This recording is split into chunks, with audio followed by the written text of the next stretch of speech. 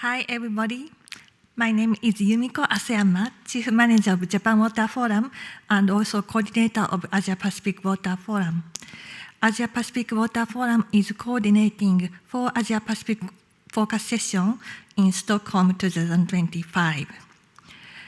One of them is Decarbonizing Water Infrastructure session and for roadmap for low carbon climate resilient future.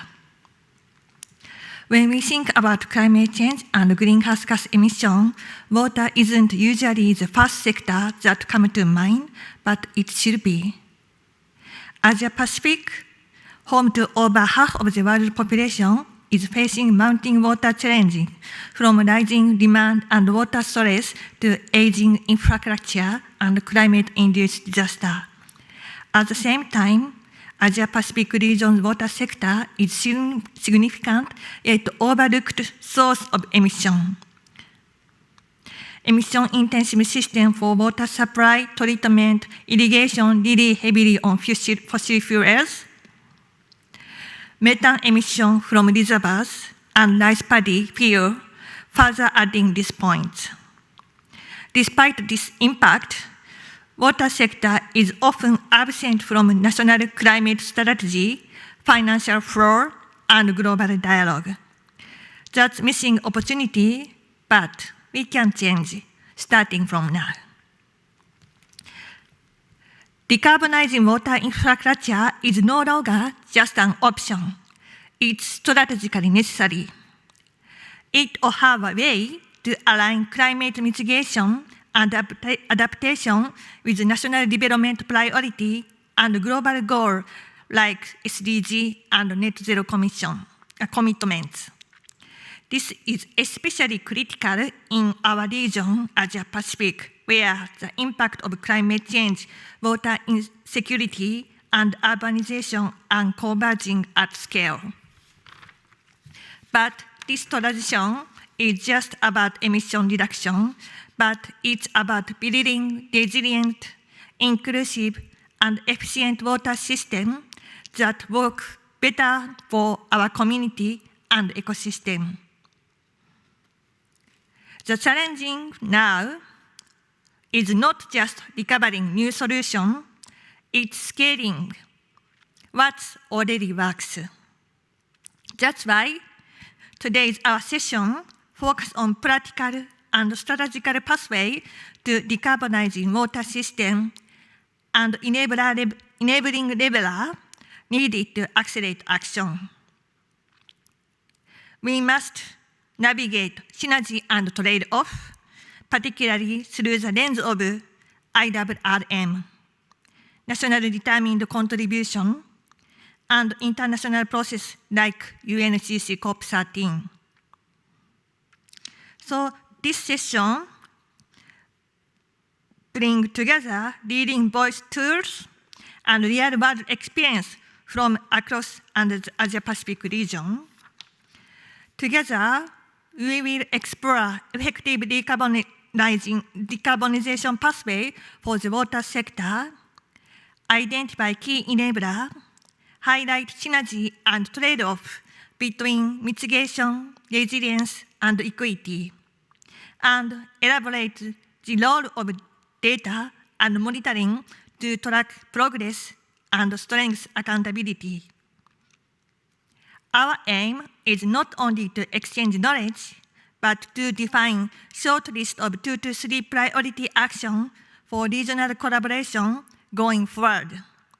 These will serve as tangible outcomes to inform future initiatives and global dialogue. Ultimately, we hope to foster a regional community of practice and position Asia-Pacific leadership at the heart of global effort to decarbonizing water systems. With that, let's begin and let's explore not just what's possible, but how we act together.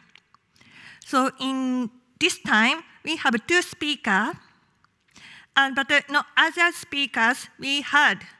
The presentation will be available through our online session page. And please also access to our partners' website their information, key message will be also there. From now, I would like to invite Mr. Chen Chen from Global Infrastructure Basel Board. He will deliver his presentation. So, Chen Chen, floor is for yours.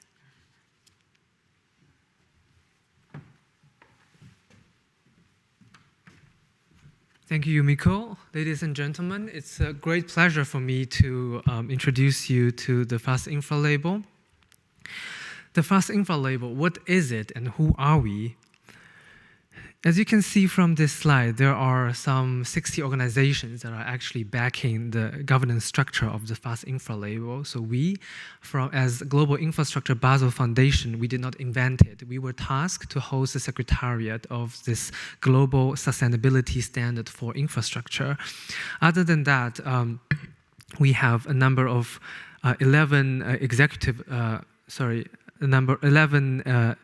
steering committee members, that is actually the decision-making body of the label, and we cover a wide range of ecosystem of infrastructure, starting from policymakers, national governments, UN agencies, to infrastructure financiers, commercial banks, development banks, and also infrastructure developers, also consulting firms, as well as academia and other NGOs.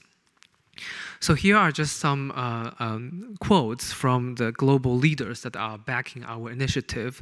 They include Michael Bloomberg himself, and also a number of senior management from different development banks and commercial banks.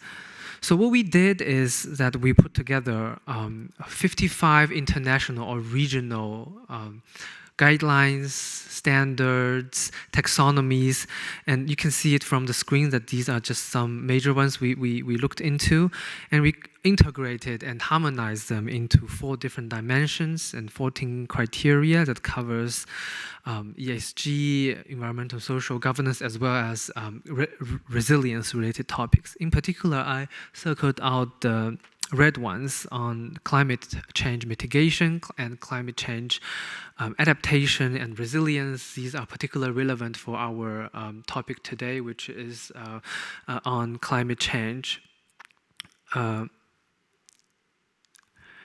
So here are some screenshots of the platform or the portal that we use for projects to assess for project developers or asset owners to assess their projects. It is developed by Bloomberg, and it's free for everybody to use. What I wanted to present to you here, most importantly, is the current progress. So in 2024, we started our piloting, and in 2025, this year, we actually just officially launched at Davos. So a bit more than 1 year and 8 months, we have received over 200 registrations from projects, and almost 50 of them have already passed the self-assessment.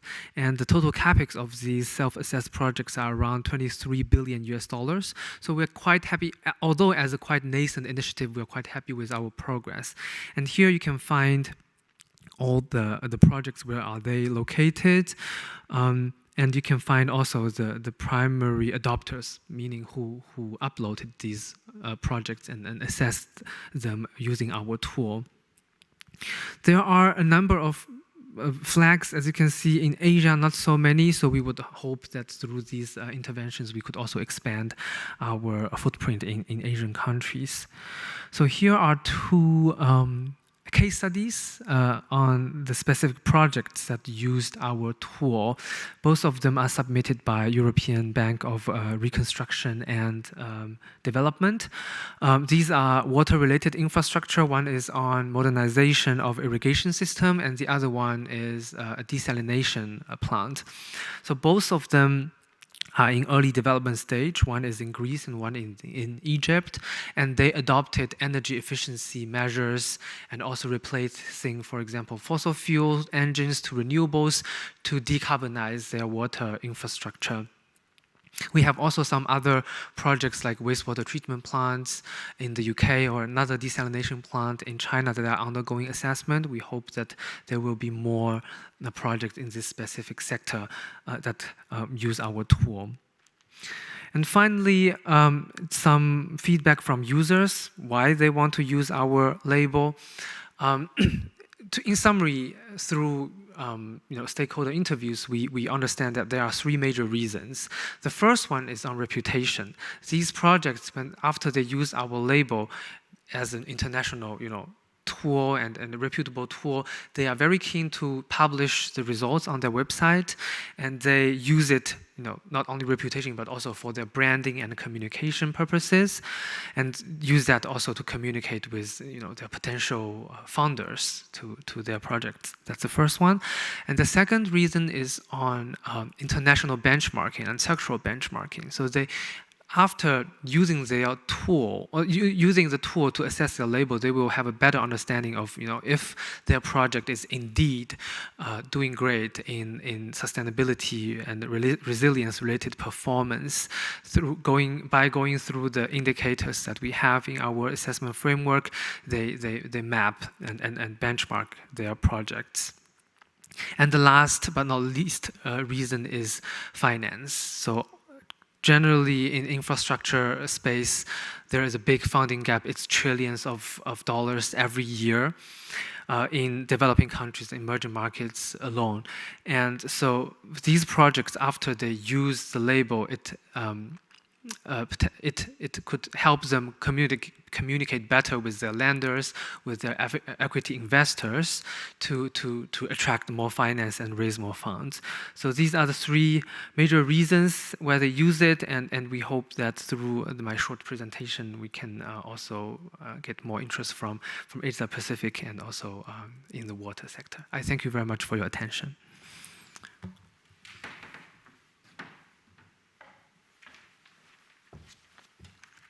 Chen, thank you so much for your presentation. Next, I would like to invite Dr. Mohsin Hafiz, Strategic Program Director, Water, Food and Ecosystem, IUMI. Thank you. Floor is for yours.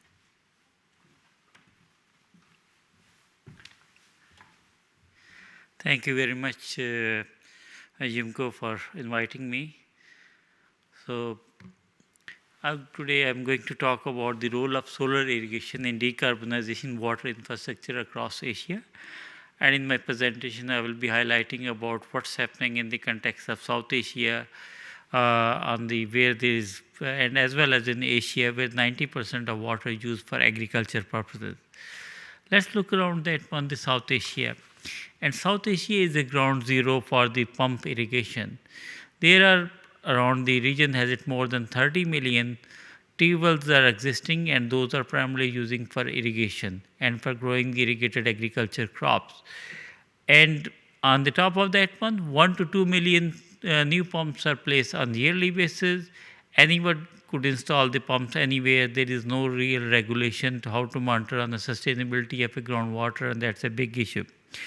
If we are looking it around on that one, on the right-hand side, you see on the graph, which is looking it on that one, the dots which are showing it, the electrical pumps as well as the diesel pumps, and then and how that's happening. On the right-hand side, you look into that one from 1940 to 2010, and you see the sharp, exponential rise from 1960 for the India, and that's the time when there was a green revolution, and there was a major issue of that one, the hunger.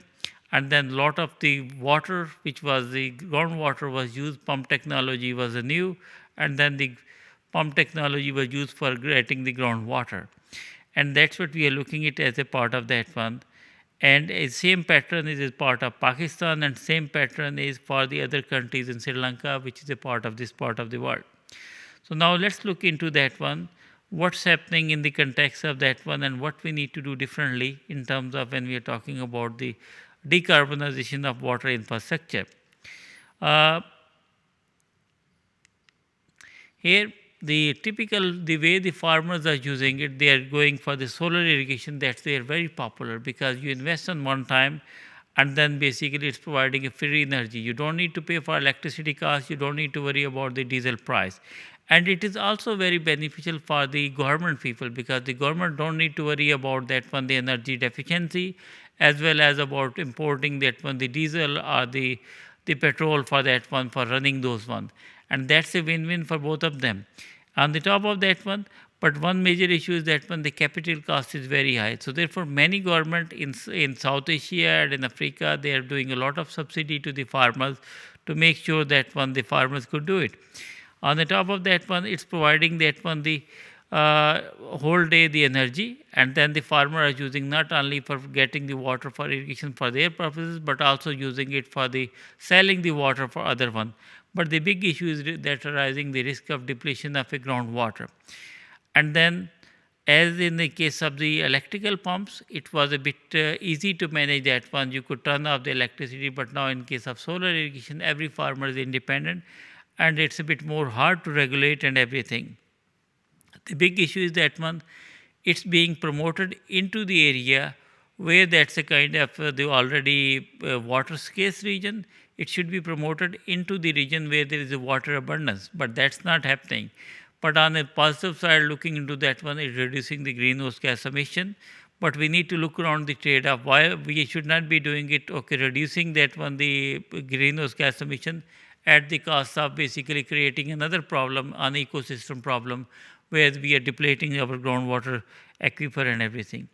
Let's look around that one. I'm taking you to the example to the Pakistan, where we have done for the last 20 years of the analysis for the Punjab province, where we looked around that one in terms of quality, in terms of groundwater quantity, in terms of land use, the rainfall pattern, and then as well as soil quality. So we did an analysis, and that analysis is showing it that around 52% of the area, and especially from the middle to the down part of the Punjab, the red polygons are showing very high groundwater vulnerability. What that means, already we are not recharging more water to those areas, but we are extracting more water. So there is imbalance as a part of that one. And overall, we are looking at around 48% is basically is high to very high vulnerability. But then the interesting thing is, as we go downstream, that's where the more groundwater is being, the tube-wells are installed in the upper area. There are not groundwater tube-well installed, and that's where we need to think about shifting the pattern. We did a work in Pakistan, there was no information available how many tube-wells are installed, and it was a guesstimate. So we worked with the Punjab Irrigation Department and also worked with the World Bank, and we did it working on the geotagging of every single tube-well. What that means, that we have the information around 1.368 million tube-wells, 960 are the diesel, and around 300 are the electrical, and then the remaining are solar. And that information is telling when the pump was installed, how much is the groundwater extraction is happening. So now we have a better way of that one, monitoring the groundwater. But one thing is very interesting here. You see that from the example of solar, there are around 46,000 solar tube-wells. We were talking in 2023 mid with the government of Pakistan, how many solar tube-wells exist. They told us 2,000 solar tube-wells exist for whole Pakistan. But when we looked around the actual numbers, now it's around 46,000. That's about the 2023 by December, this number. Now there may be around 90,000 because the farmers are going, the technology is getting cheaper and cheaper, and farmers are independently buying it, those ones. Let's look around that one, what's happening on the solarization of a tube-well. That again you see from the top area where there is plenty of groundwater, that's where there is no pumps are installed. As we go down, it's a Indus Basin, the water scarcity is getting more and more high, and the farmers are getting the groundwater, and then they're pumping more water. Around 40 to 60% of the irrigated agriculture is dependent on the pumps, and that's where solar pumps are contributing. In addition to that one, 90% of the domestic water needs is met with the groundwater, and around 99% of the industrial water demand is met. And that shows the option, we cannot leave as it is, because the government has a different plans and everything, so future investment and everything. So we will be talking about what could we do. But at the moment, we look around that one, what's happening on a district-wise greenhouse gas emission estimate in case of Punjab province. We got there the diesel tube-well, which are contributing around 6.682 million tons the greenhouse gas emission, while the electrical pumps are that one is 3.258. And when we are looking around that kind of the variation, we see that one of the district is Faisalabad that has a higher percentage of that one. And this is based on the information available. That's showing it that's really that there is a lot of greenhouse gas emission, and if we convert those pumps around, we are able to save it around 10 million tons greenhouse gas emission, and that could be using as a carbon credit for that. But let's look into that one. Not all the farmers will be changing that one. So we did the carbon credit by replacing 5%, 10%, and 15% of pump with solar pump. And where we are clearly seeing that one whenever we are going for these scenarios, and we are saying that one the diesel pumps are having a basically have a are that one the more carbon credit than the electrical pump, and we are monitoring as a part of that one and the thing. Now the government is installing around the 100,000 solar pumps, and then the important thing is coming on the solar suitability. So which area is suitable, which area is not suitable, and therefore we tag it everything as a part of information. Now the groundwater vulnerability, the map which we have looked around that one, so we looked around, these are the blue are showing it, where we should be promoting the groundwater, the solar pumps, and we are working with the government for investment decision and what could be done into that one. And here looking at around the solar suitability analysis, the high solar suitability in the Sialkot district where there is highly potential, they are not pumps, but also in other area where there is a lot more potential, there is not really possible. So in case of Rajanpur district, so we need to think about not a one solution for all, fit for all, but we need to how the solution could be varying. Other is about what kind of size of solar pump that need to be there, because farmers want to go for the larger pumps which has a larger emission. So we looked around developing a tool which is guiding about solar irrigation pump size. What is the pump size and what we can do and how we could work it as a part of. So we have developed a tool which is again using by the government for decision making of that one, where to install solar pump and what's the optimal size of the solar pump. Lastly, the key takeaway message is that one, the around more than 30 million tree wells exist. There is around 1 to 2 million tree wells as part of that one, more additionally used for irrigation. It cuts basically the energy, but as well as save money and free daytime energy for the farmer. But the big thing is that we are leading towards the expansion in water stress region, and that will be leading towards the groundwater depletion major risk that one. So the tools have been developed not only in part of Pakistan, IMI has developed it in India, in Nepal, in Sri Lanka, in Bangladesh, and we are also working in part of the Africa where it is guiding on that one what could be done, and also looking at around that one how the transition will be happening from a greenhouse gas emission from the agriculture sector and then reducing it to the other one, or going for the more for the carbon credit. Overall, in summary, solar irrigation can decarbonize the agriculture and reduce costs, but only if paired with the government groundwater governance, and then the smart scaling, that will be the way forward, and that's what we need to do it. Thank you.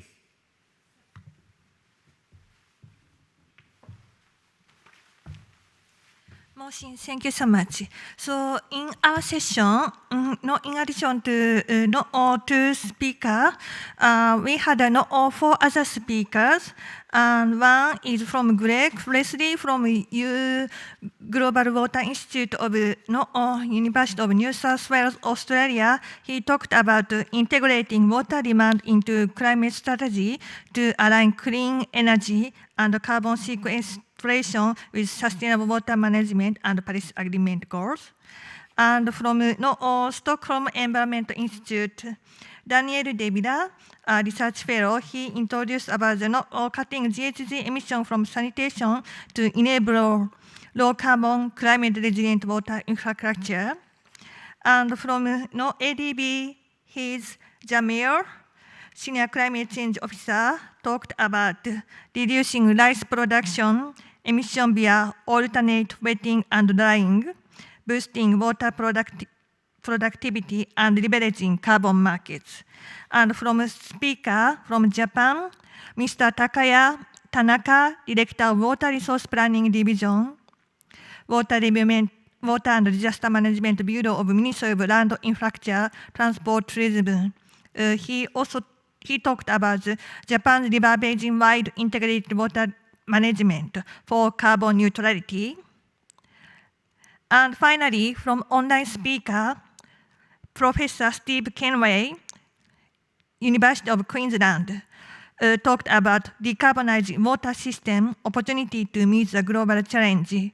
Although we missed the opportunity from for all speakers in this time, but not all presentation document will be available from our session page. And please also ask question anytime to us by sending email or delivering message on our session platform. I thank you so much for listening to our speaker from IUMI and Global Infrastructure Basel Foundation. Now we would like to close for this short session. Thank you so much.